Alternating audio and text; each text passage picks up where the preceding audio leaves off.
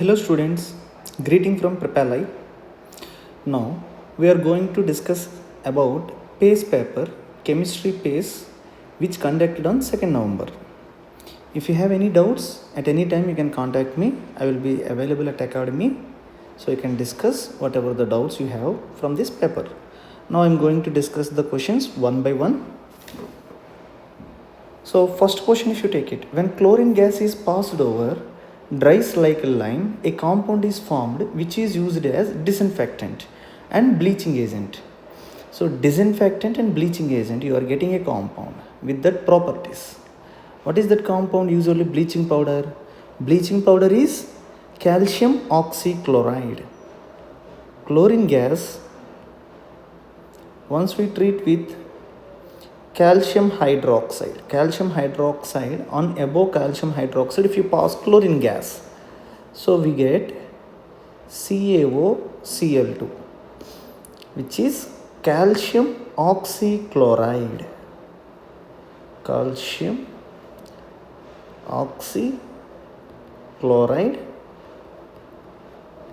plus water. This is the equation to get bleaching powder from calcium hydroxide and chlorine.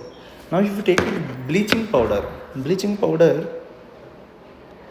structure, if you take it CaOCl, CaOCl2, one chlorine and one oxychloride, one oxychloride and one Ca2 plus. If you break this bond, calcium will get +1.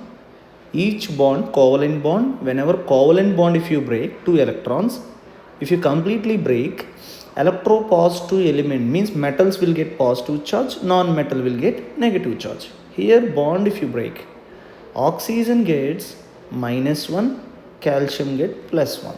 So overall charge present on the calcium is Ca2 plus.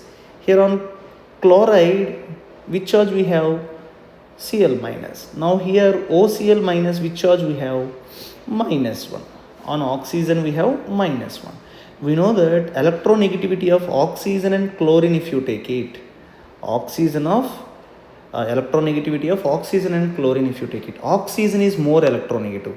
So if you break this bond again, so oxygen will get -1, chlorine will get +1. So overall charge present on the oxygen is -2. Here if you take it, on chloride ion, on chlorine atom, here -1 charge, here +1 charge. So two chlorine atoms, one chlorine atom is in +1 oxidation state, other chlorine atom is in -1 oxidation state. So the answer is option D.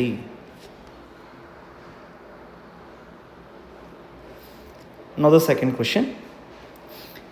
The question is, in a given reaction, a solid compound is dissolved in aqueous solution. That aqueous solution formula is BNO3, where I don't know what is that B. Some metal cation B. And how many moles? Some X moles. Gives rise to A moles, 1 mole of this A is substituting B.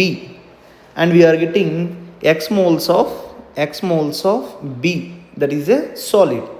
Means a solid is dissolving in nitrate solution. For example, here we have 3 images. Look at here carefully. A copper wire is there. That copper wire you are keeping in a solution or liquid present in a test tube. Now once you have placed in the second image, you can see, once you have placed, after certain time, the solution is becoming blue color. Means what happening? This color also you can see. This copper wire, this is a solid. That solid you are putting in some solution which contain nitrate ion, NO3 ion, some NO3 minus. Now what you are doing, after certain time you are observing some color. Means what is happening there?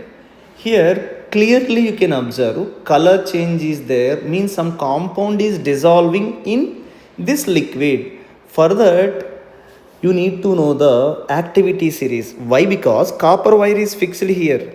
What is A? Respectively, A and B are they are asking. Here A is solid wire. So copper, copper, copper. Copper wire you are keeping in the salt solution. A salt solution. So that salt solution you need to find what is that.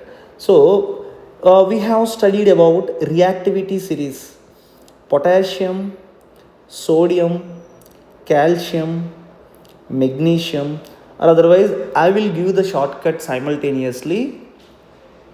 What is that shortcut? Potassium, sodium, calcium, magnesium, aluminum. If you take these elements, clearly we have a shortcut to remember this nicely. Since this is potassium, please stop sodium, please stop calling me. A means aluminum, careless zebra means carbon, zebra means zinc. I am just giving the two letters words here. You can write directly carbon alone. Okay, please stop calling me a careless zebra. Instead means iron. Iron formula is Fe. Instead, tri means tin. Tin means Sn. Tin we indicate with Sn. Please stop calling me as a careless zebra. Instead, try learning how means hydrogen, how copper saves means silver formula Au. Copper saves gold means Au. This is Au. This is the shortcut. You can see here. If you compare with copper, all the elements are there above. Here these potassium, sodium, calcium, these metals are highly reactive. They even react with water. Now second series, if you take it from here, magnesium, in the same series from second set, if you take it, magnesium, aluminum, this carbon, zinc. Actually carbon won't react. Carbon is not a metal. But magnesium, aluminum, zinc, iron, these metals usually react with acids, and they give even tin and lead also less reactive. Its reactivity decreases from top to down. They react with even not with water, they react with just acids to give hydrogen gas. But first three elements, if you take it here, potassium, sodium, calcium, they react very violently even with water, highly reactive metals. Now below hydrogen, if you take it, they are highly stable, they won't react that much easily. These elements, whatever the elements down to the hydrogen, they won't react much, their reactivity is very less. So clearly if you take it, which element is above the copper, so copper cannot give electrons to those elements. Copper cannot give electrons to those elements. Whatever the elements above are there, they are more reactive than copper. So those elements will give the electrons to copper, but copper cannot give. But copper can give electrons to whom? To silver. So copper here in the solid zero state, in the solution, for example, you have silver plus. Silver is in +1 oxidation state. So copper lose electrons and copper will become copper +1 and silver will be reduced to silver 0 as metal. Silver metal you can see here, white color or silverish white, a metal got deposited, that is silver metal. Copper +1, copper got oxidized. So in which solution that is happening? Only in silver solution. So answer C is the correct answer. The next question if you discuss, Sir, here how iron reacts with water? It reacts under normal conditions. It's a very slow reaction. We know that iron rusting. So iron rust in presence of water vapor and oxygen, but that is a very slow process. But if you take it steam if you take it, means water vapors at high temperature, steam if you take it, and iron you heat it to red hot, highly reactive. Now once you make it iron to red hot, you heat it to glow as red color until red color, then you pass H2O to that, we will get Fe3O4, Fe3O4, which is called magnetite, which is a ore actually. How we extract iron? Iron we extract from magnetite. So oxidation state of iron, here you can't take, sir, here +4, here -3. No, oxygen cannot be in -3. Oxygen can take only 2 electrons. So Fe3O4 is not direct oxide, that is a mixed oxide. Fe2O3 dot FeO. These are the two simple oxides will be present in this Fe3O4. So Fe3O4 is called mixed oxide. So Fe2O3 and FeO. Iron here in +3 oxidation state, here +2 oxidation state. If the reaction is continued to long time, the major limitation is, what is the limitation? If you pass steam over red hot iron, after certain time, above the metal surface there is a oxide layer, magnetite layer is forming. Now we have discussed it. That magnetite layer is a ceramic oxides, metal oxides or non-metal oxides. Once they reacted, their reactivity completely satisfied, so further reactivity won't takes place. So once Fe3O4 formed above the surface of the metal, further formation won't takes place. So formation of Fe3O4 slows hydrogen evolution. So since Fe3O4 already formed, it's not allowing steam to react with the inside bulk metal. So what happening? Evolution of hydrogen reduces. So formation of Fe3O4 slows hydrogen evolution. So answer C is the correct one. Next, question number 4. Stoichiometric ratio of bread and cheese is 2:1 to make a sandwich. Here there is a simple logical question. To make sandwich, we need 2 breads plus 1 slice of cheese. So that cheese we keep it at center and we place the other bread. So to make one complete sandwich, at least we need 2 slices of bread and at least we need 1 slice of cheese. Here you can see total 28 slices of bread is there. Means 28 by 14. So for every 2 breads we need 1 slice of cheese. So 28 slices of bread required, 14 slices of cheese. But here we have only 11 slices of cheese. Means which one is the limiting reagent? Which one is the limiting? Means because of this cheese you are not getting complete sandwich. You are not able to prepare complete sandwich. Limiting to make sandwich is cheese. Now second example, if you take it, here 11 sandwiches only you can make, since 11 slices of cheese is there. With that you can make only 11 sandwiches. The leftover 11 into 2, 22, 28 minus 22, 6 breads, 6 slices of bread leftover. So this is excess, this is limiting, bread is excess.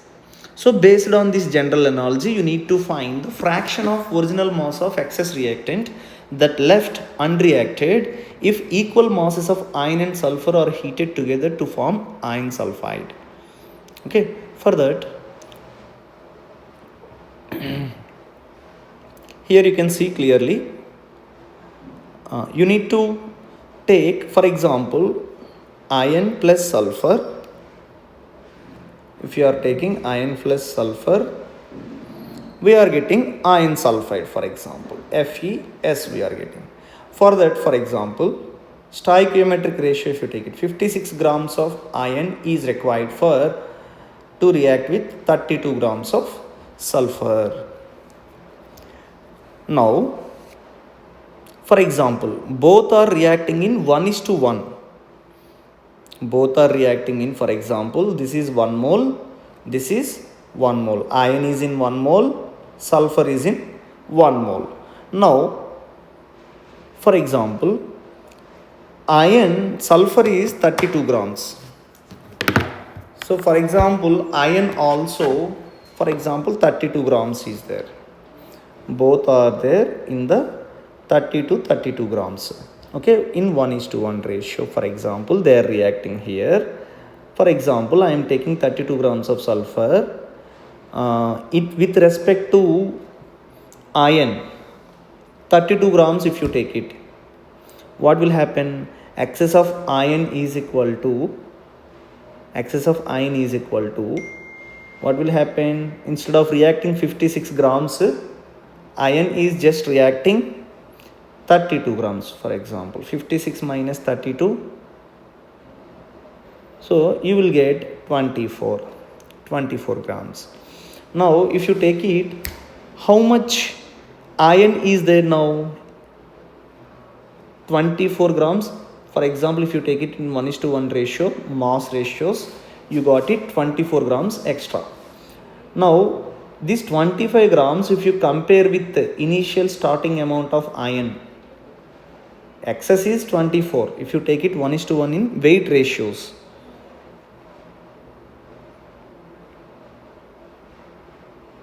equal masses you have taken, no? Equal masses of iron means, for example, this is 32 grams. Equal masses of iron and sulfur if you take it. For example, sulfur 32 grams I have taken. So, equal masses you are taking means iron also 32 grams. So, but for 1 mole of 32 grams required 56 grams. Means you have taken how much less amount of iron? 24 grams. Instead of taking 56, you have taken just 32 grams. Means how much less amount? 24 grams. So 24 grams is the less amount compared to how much you have to take it? 56 grams. So if you are writing the ratio, fraction of the original mass, if you are taking 24 by 56, you get 0.428, means approximately 0.43 if you round it off. So 0.43 is the answer for your question. Now, airbags are a safety features provided in most automobiles. You might have been seen in every car. They give the provision for airbags for the safety of the passengers. Now, the automotive airbag inflates by rapid decomposition of A as follows. There is a chemical A is there that is getting decomposed and you are getting nitrogen gas plus Na. So what is that gas actually? Once any accident happen in a car, by a car, so what happening? Car sensors find some rapid effect. So because of that sensors, some igniter will be there. That igniter starts the reaction of NaN3, sodium azide.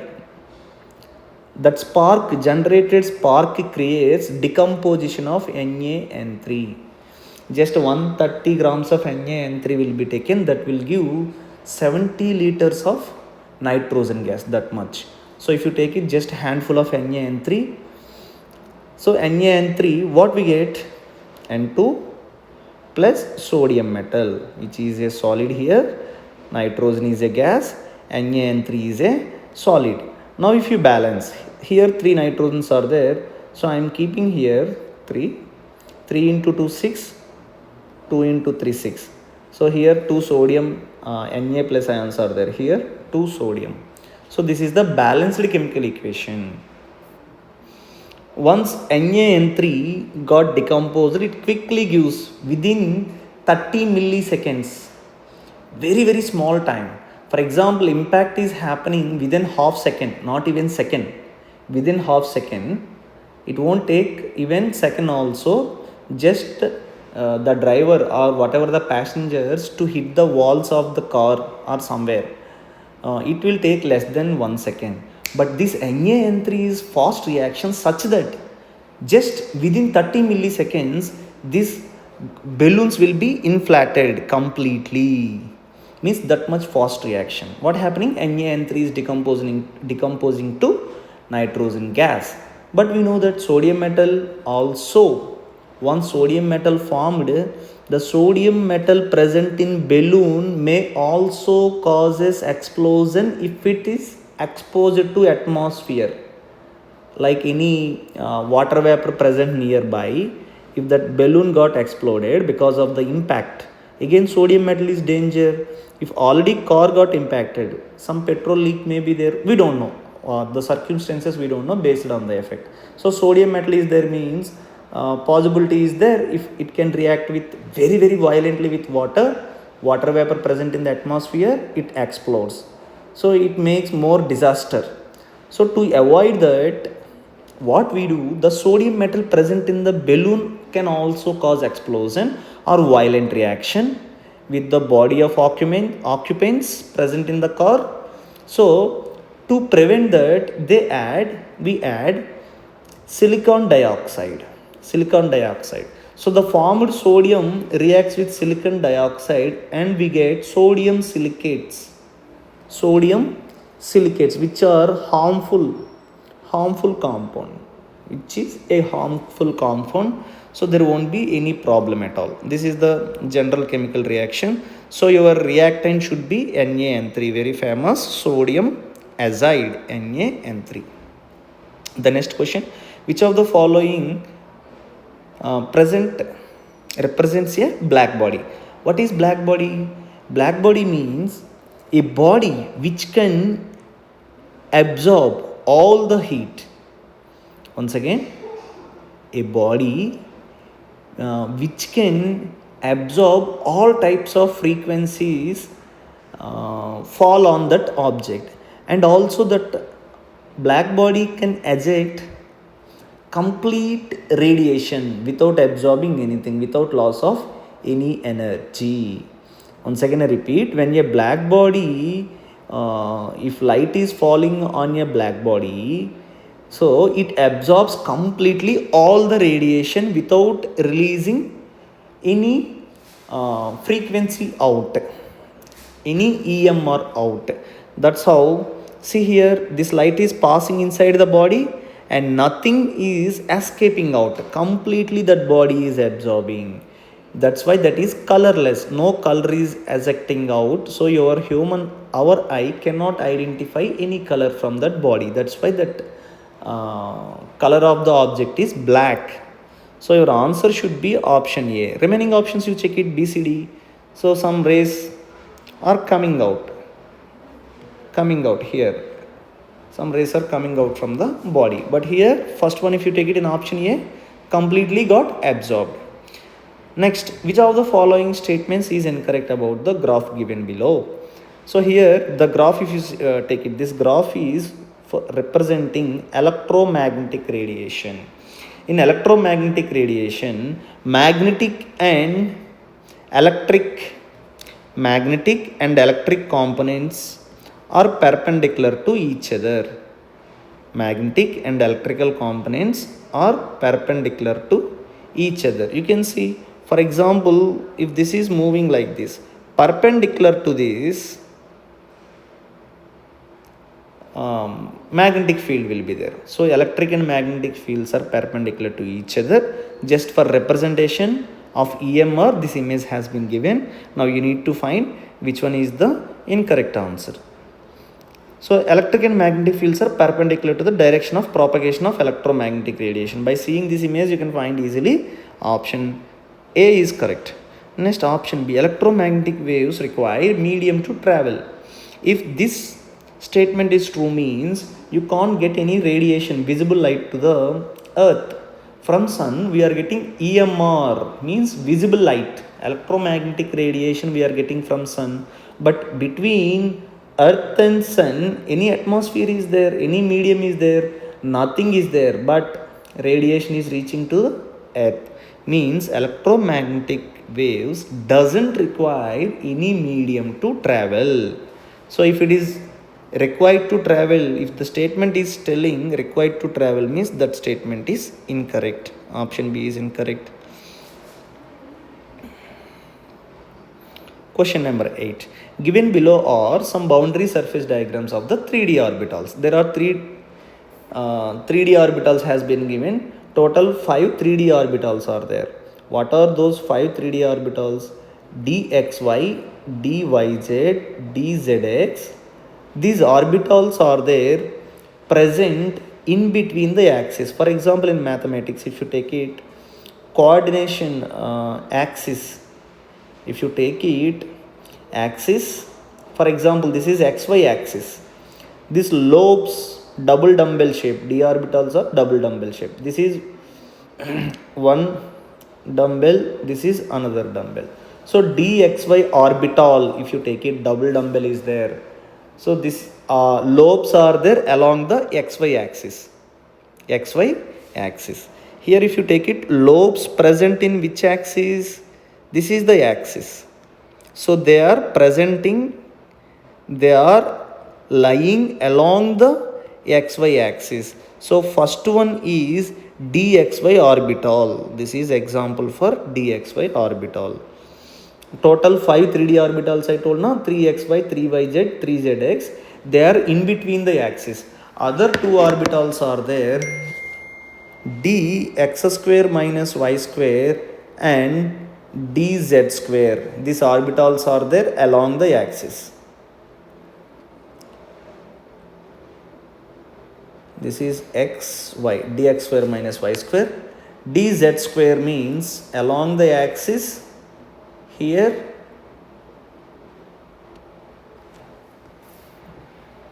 electron cloud will be there, that is dz square.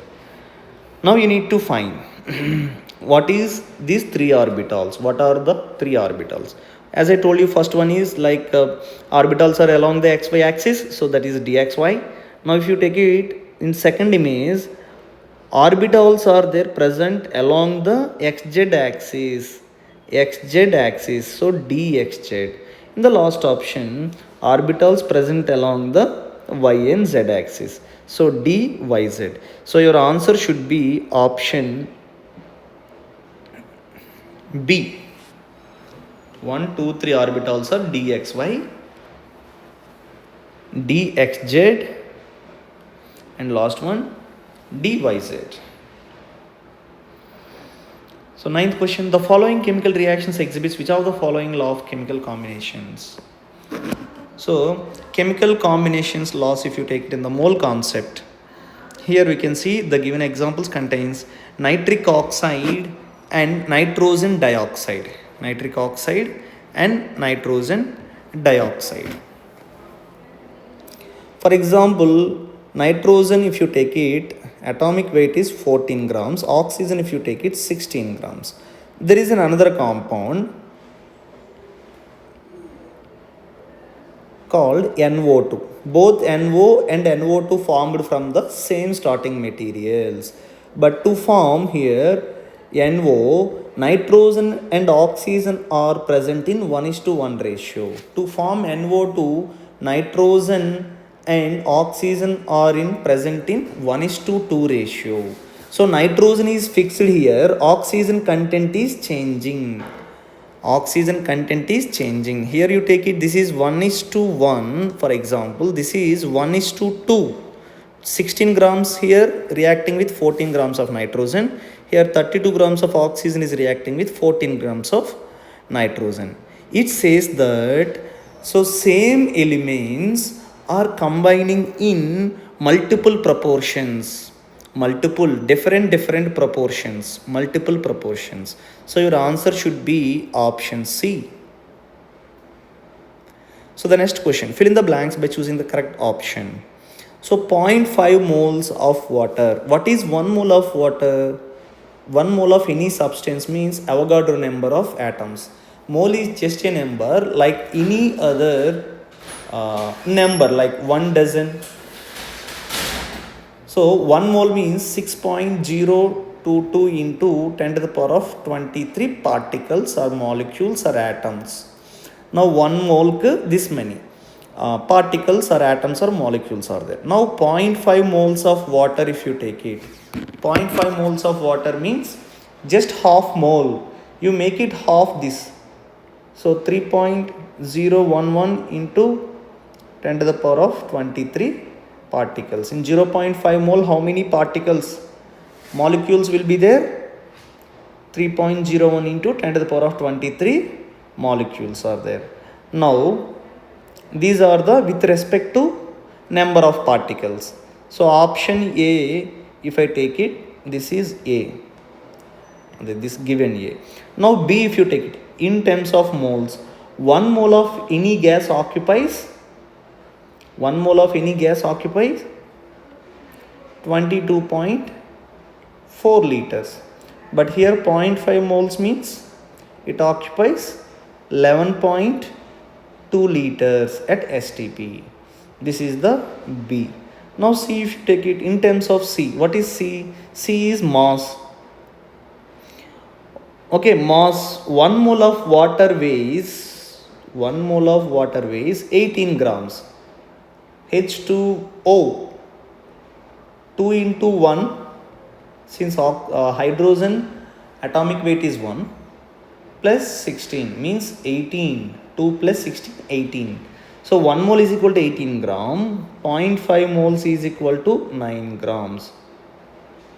So where you got this answer, you just check it, 9 grams, 11.2 liters and 3.001. So answer is, option A is your correct answer, correct option.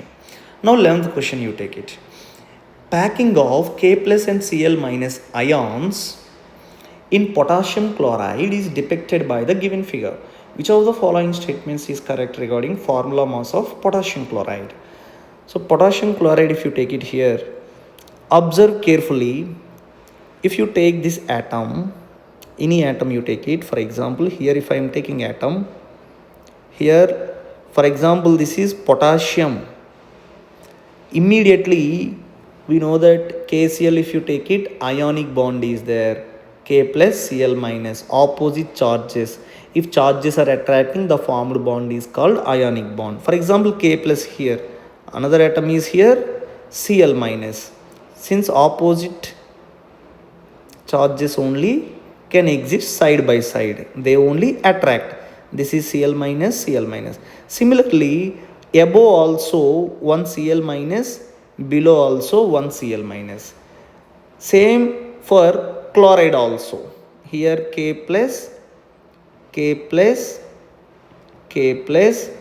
So from 6 sides, each Cl minus and K plus got surrounded totally by 6 different positions.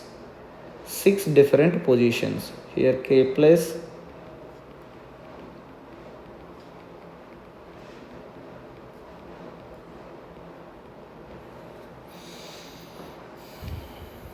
how much ratio they present each potassium surrounded by 6 chloride atoms. Each chloride ion is surrounded by 6 potassium atoms. Count it here. Each chloride is surrounded by how many? 1, 2, 3, 4, 5, 6. 6 atoms. Now again potassiums got surrounded by how many chloride atoms? 1, 2, 3, 4, 5, 6. Means 6 is to 6. Means overall if you take it, 1 is to 1 ratio. Potassium and chlorine present in 1 is to 1 ratio. Now if you want to find the formula mass of potassium chloride, KCl, if you take it, atomic number of potassium is 19. Chloride atomic number is 17. Mass number if you take it for chlorine 35.5. Potassium if you take it, potassium that is 39. So 39 plus 35.5. So what you get? 5, 9, 5, 14. So 74.5 you will get. 74.5. Here exactly if you are talking, so usually we will take it 39.1 exactly if you are taking for potassium atomic weight. So you will get 74.6. Anyhow, mass they have given only one value. Wherever it's near to 74, you can mark it. Formula mass of KCl is, if you take it whole this formula mass, what is the formula KCl? So formula mass of KCl is 74.6 unified mass U. Okay, the next question. 100 grams of limestone on heating produced 22 grams of CO2. The percentage of calcium carbonate in limestone. For example, limestone is not pure. So that's why if you are heating 100 grams, you are getting just 22 grams. Usually 100 grams of calcium carbonate, if you heat, what you will get? CaO plus CO2. No problem, you can sit if you want. No problem if you can sit if you want. Okay. Now calcium carbonate, if you take it, this molecular weight is 100 grams. CO2 44 grams. So remaining calcium oxide weight should be 56.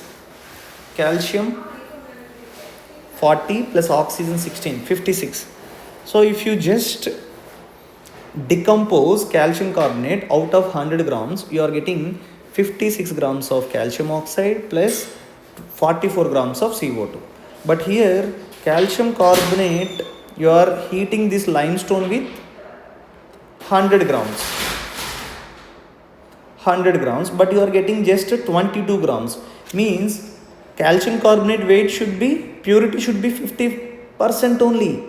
50% only will give 22 grams. Now if 100 grams of calcium carbonate is giving 44 grams, so 50 grams of calcium carbonate will give 22 grams. So limestone out of 100 grams la, you have just 50% of calcium carbonate.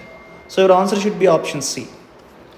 And the next questions, 13th question, 6.02 into 10 to the power of 20 molecules of urea are present in 100 ml of its solution.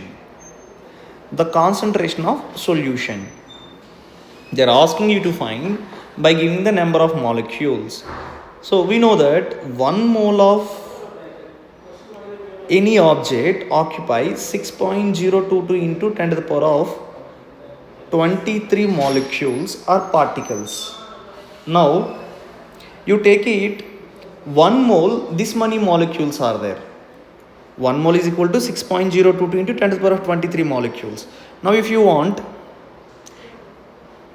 but the given molecules are 6.022 into 10 to the power of 20 molecules only. Means what happening,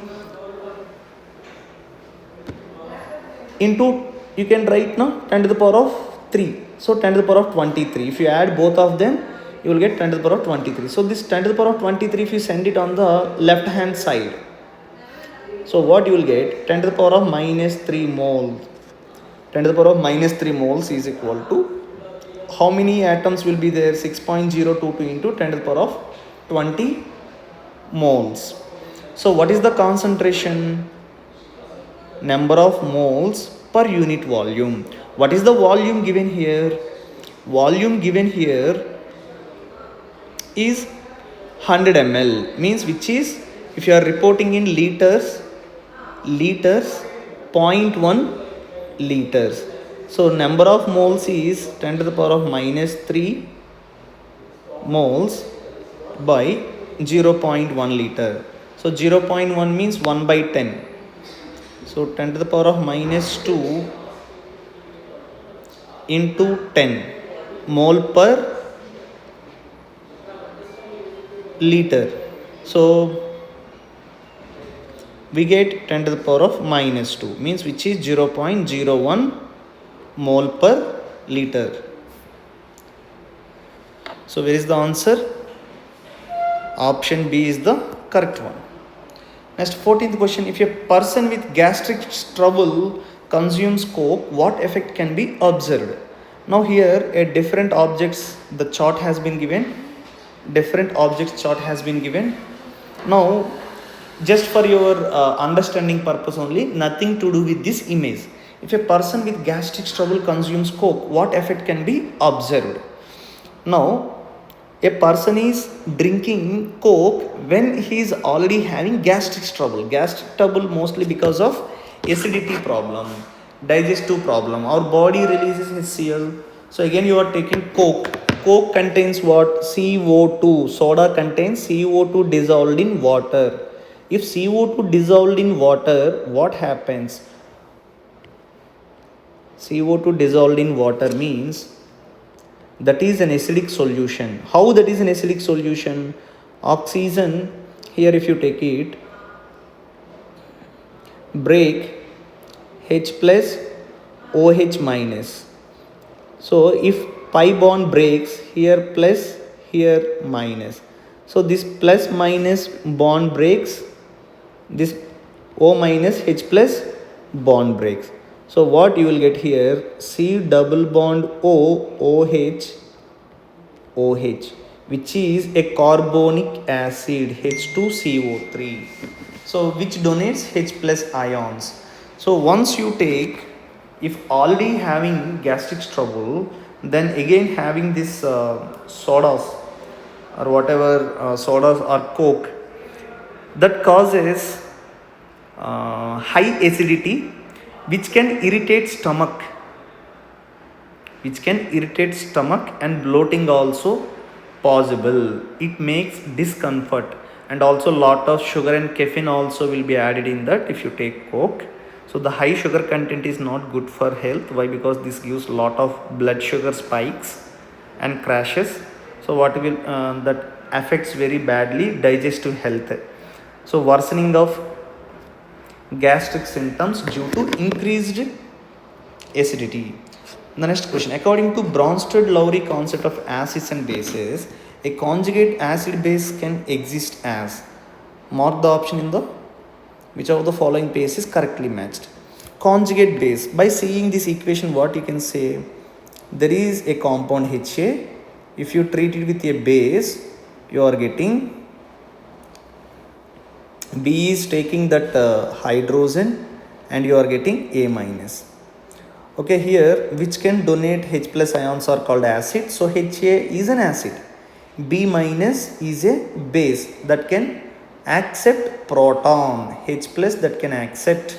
So that accepted proton. Now BH became, base became acid.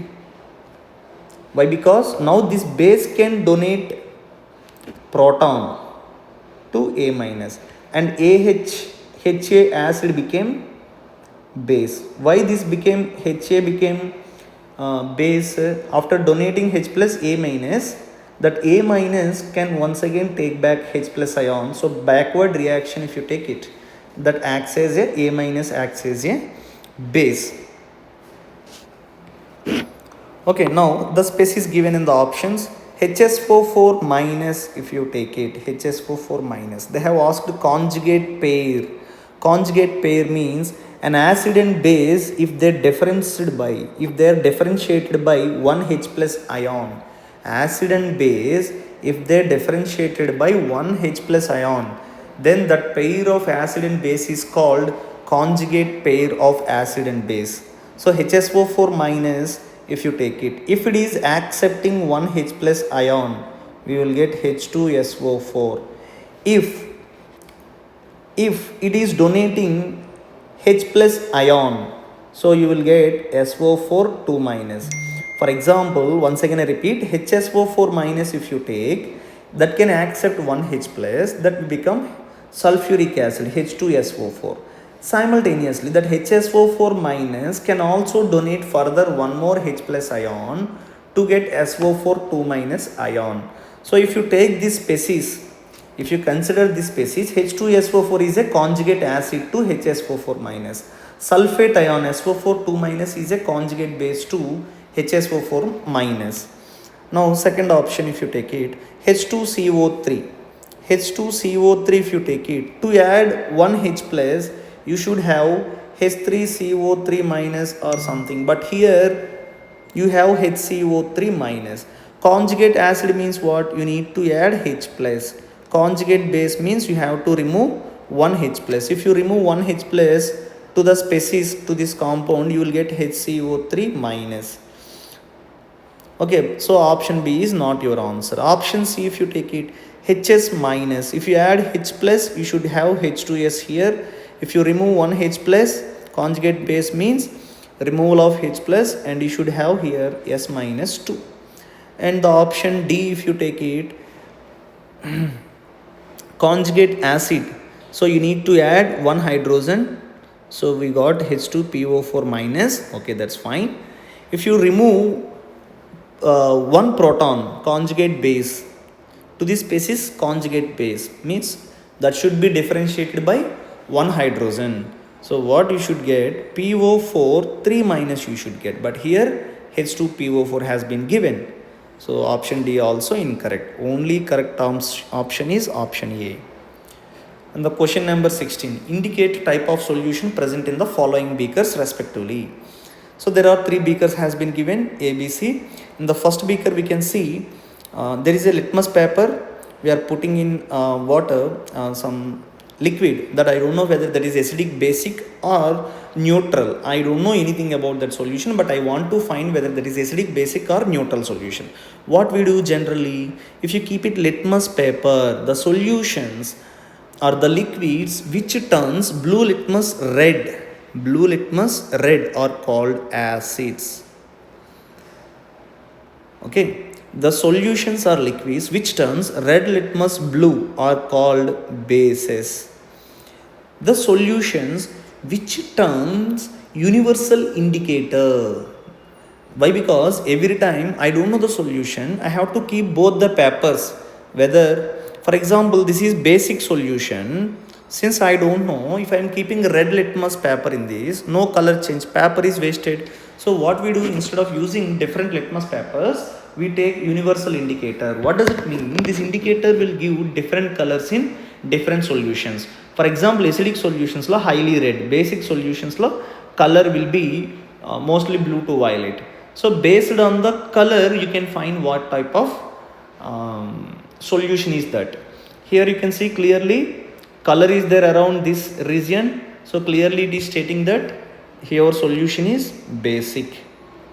pH value, this is pH value. pH value we measure from usually 0 to 14 in between. 1 to 14. 0 is the least one, 14 is the highest one. So your answer should be acidic, basic and basic. Where it is there, that you should mark. Basic, acidic. No, first one, blue litmus red na, acidic, basic, basic. Where it is? Acidic, basic, option B. Okay, the next question, 17th one. The concentration of hydrogen ion in sample of acid is 4 into 10 to the power of minus 3 normal. The value of its pH is log 2 is 0.3010. So the concentration of hydrogen ion in a sample of acid is H plus ion concentration has been given, and they are asking you to find pH value. What's the relation between pH and H plus? pH is equal to negative logarithm of H plus ion concentration. So negative logarithm of minus log H plus, here 4 into 10 to the power of minus 3. So minus you keep it out. So log 4 into is there, so we can write it plus log 10 to the power of minus 3. So you can write it as minus log 4 minus of log 10 to the power of minus 3 minus log 4, I can write it log 2 square minus, whenever log x power n is there means n log x. So this n, this comes here to the front, so minus into minus plus 3 log 10. Log 10 value is 1. So what we will get here, minus 2 log 2 plus 3. 2 log 2 plus 3. So 3 1 2 log 2. Log 2 value has given 0.3010. So 2 into log 2, what we should get? 0. Into 2 you do to this. So 0.6020. So which value is larger? Plus 3. So from plus 3 we are removing this value. So if you are removing, this is 0, 10 minus 2, 8. Here this is 9. Again 9, 9 minus 6, 3. Here 2.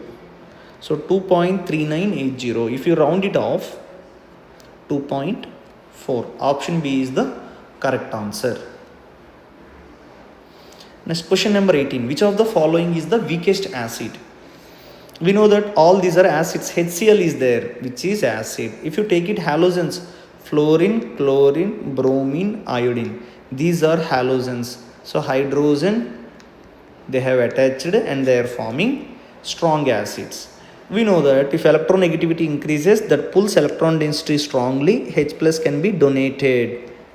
Strongly H plus donors, easily H plus donors are called strong acids. But if you take it here, hydrogen size is fixed, fluorine size is small. Here hydrogen size is fixed, chlorine is from top to down in the periodic table, size increases, halogen size increases, any atom size increases in the same group. So more size, bromine. Here iodine is very big size. This is iodine, bromine, chlorine, fluorine. This is hydrogens on the left hand side. Once size, this length increased, so what happening, this bond can be broken easily. Whenever length, covalent bond length increased, so the electrons present here are having very less attraction from the nucleus. Because distance is more, attraction will be less. So that whatever the electrons, 2 electrons present here in between the HI molecule at the outside valence shell, they are weakly held by both the nucleus. So very less energy is sufficient enough to break. So this bond, HI bond, can break very easily. So H plus ions comes very easily. So HI is the strongest acid and HF is the weakest acid. Because the bond distance is very less, this bond cannot be broken easily. So H plus cannot come easily. So HI is the weakest acid. Answer B is your correct answer. The next question, what is the hybridization of carbon atoms in diamond? Diamond, if you take it here, clearly mentioned tetrahedral geometry is there. Carbon is at center. 4 other carbon atoms are approaching the central metal atom.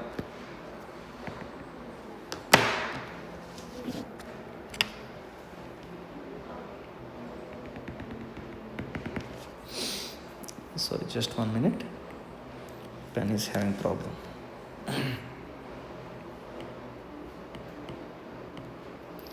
So there are 4 atoms are there around central atom. Only 2 atoms are approaching, means when the less repulsions will be there, when they are linear, bond angle will be 180 degrees. If one more atom is approaching, so you will get planar structure like fan. So bond length, bond distance, bond angles are same. So more stable. So 120 degrees. If one more atom is coming, for example, from above it is coming, so these 3 atoms comes down, you will get tetrahedral structure like this. This tetrahedral structure, if you take it, what is the hybridization?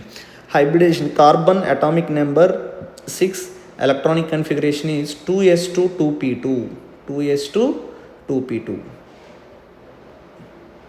Now electron excitation will take place to higher energy state, because here exchange energy is very less. Reason is more the bonds, more the stability. So to get the more the bonds, simply electron excites from S to P. Why? Because energy gap between the S and P orbitals is very less. So we got here 4 single electrons. So this is 1 S orbital. These are 3 P orbitals. Mixed together In presence of other atoms are coming means these orbitals energy gap is very less. In presence of other atoms, these 4 orbitals mix together and we get an hybrid orbital sp3. Since 4 atomic orbitals are there, we will get 4 sp3 hybrid orbitals. This is one sp3, sp3, sp3. Each orbital is having characterization of 1s orbital and 3p orbitals. Character of 1s orbital, 3p orbital. Character of 1s orbital, 3 orbitals. Character of 1s orbital, 3p orbitals. 4 sp3 hybrid orbitals we will get. So type of hybridization is sp3 here.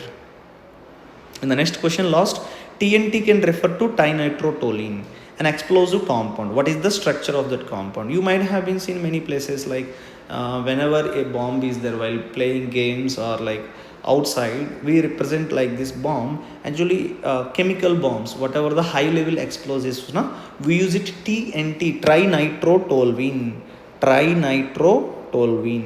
For example, this is benzene structure, benzene C6H6. This benzene structure law, if methyl group is there, this methyl group is there, toluene. On toluene, if you have 3 substituents, if 3 substituents are there, nitro groups, for example, nitro groups are there here, 3 nitro groups are there. So these 3 nitro groups present at what positions? Here positions also given. On benzene ring, methyl group got attached. This is the first position. From any side you count it, nitro group will get second, here third, 4, 5, 6. So the name of the compound is 2,4,6 trinitrotoluene. 2,4,6. How many nitros? 3. Trinitro.